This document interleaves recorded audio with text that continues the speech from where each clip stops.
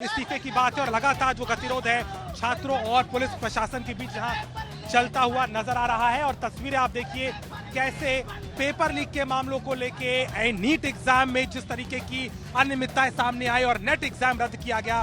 32 लाख में पेपर बेचे जा रहे हैं। इतना मनबड़ हो गया है जो है पेपर लीक माफिया की। कोई सरकार कोई प्रशासन का कोई जोर ही नहीं है।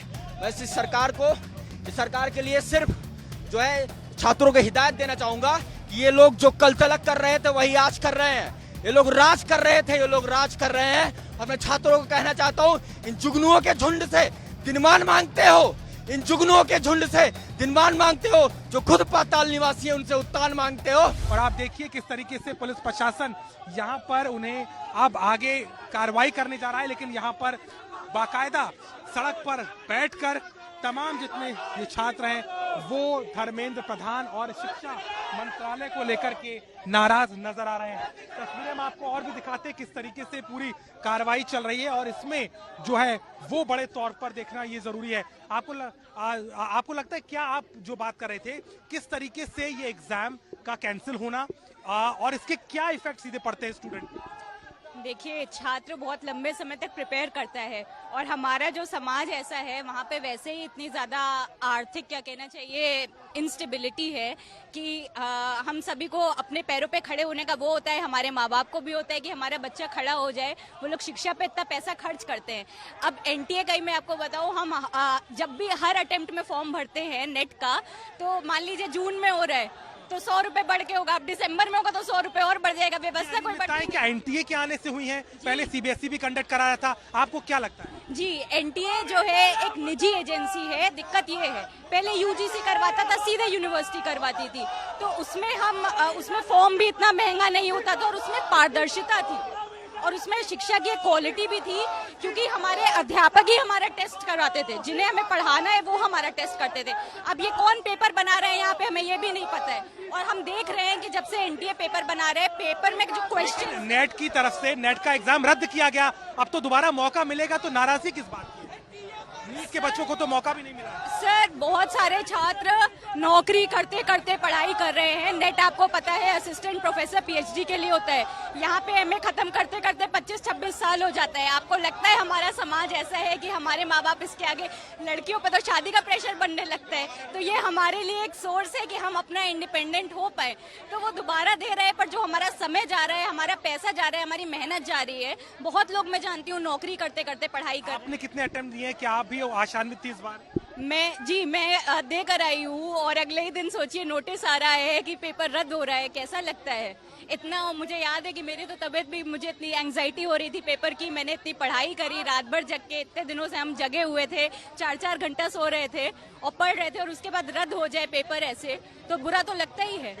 और यही कारण है कि ये जो पूरा जो छात्रों का हुजूम है वो नाराज है और वो इस बात को दिखा रहे हैं। क्या नाराजगी इतनी ज्यादा मंत्रालय से है? क्या पूरा सिस्टम? देखिए, ये जो सिस्टम है, एनटीए जो एग्जाम ले रही है, लगातार एग्जाम लेने के बाद पूरा परीक्षा रद्द हो जा रही है। तमाम बच्चों का भविष्य गहरे संकट में चलता जा रहा है। अभी देखिए, अभी नीट का एग्जाम हुआ, पूरी तरीके से रद्द हुआ। एनटीए ने भी एग्जाम को रद्द कर दिया। हम एक लंबे समय से देख रहे हैं हमारी शिक्षा व्यवस्था इतनी खराब व्यवस्था हो चुकी है। जो भी एग्जाम हो रहा है, चाहे स्टेट लेवल का हो रहा है, चाहे राष्ट्रीय स्तर का हो रहा है, सारे एग्जाम जो है रद्द हो रहे हैं।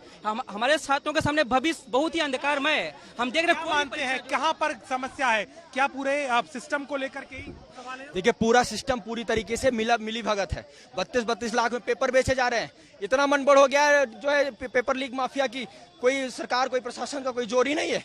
बस इस सरकार के लिए सिर्फ जो है छात्रों को हिदायत देना चाहूंगा कि ये लोग जो कल तलक कर रहे थे वही आज कर रहे हैं।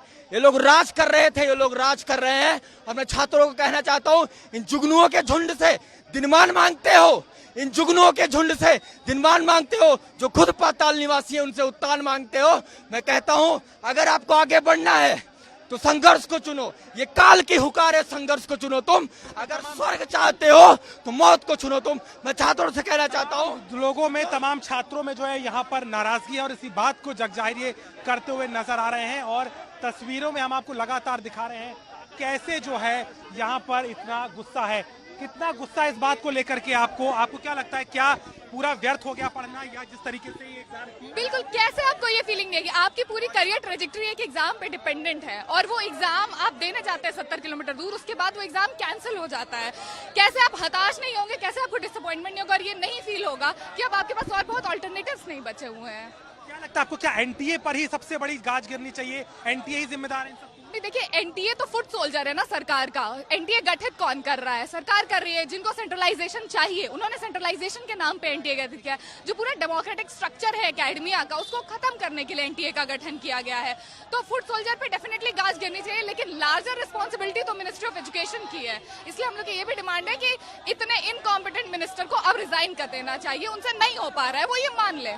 बिल्कुल इनकॉम्पिटेंसी की बात हो रही है और शिक्षा मंत्री के इस्तीफे की बात है, और लगातार जो गतिरोध है छात्रों और पुलिस प्रशासन के बीच यहाँ चलता हुआ नजर आ रहा है। और तस्वीरें आप देखिए कैसे पेपर लीक के मामलों को लेके नीट एग्जाम में जिस तरीके की अनियमितताएं सामने आई और नेट एग्जाम रद्द किया गया, उसके बाद छात्रों का आक्रोश पूरे देश में है। और उत्तर प्रदेश की राजधानी लखनऊ में भी विश्वविद्यालय में छात्र अपनी मांगों को लेकर के प्रदर्शन करते नजर आते हैं, जहां पर बड़े तौर पर देखें तो कहीं ना कहीं एनटीए के प्रासंगिकता पर सवाल उठ रहे हैं और कहीं ना कहीं इसको लेकर के बड़ा प्रदर्शन होता नजर आता है।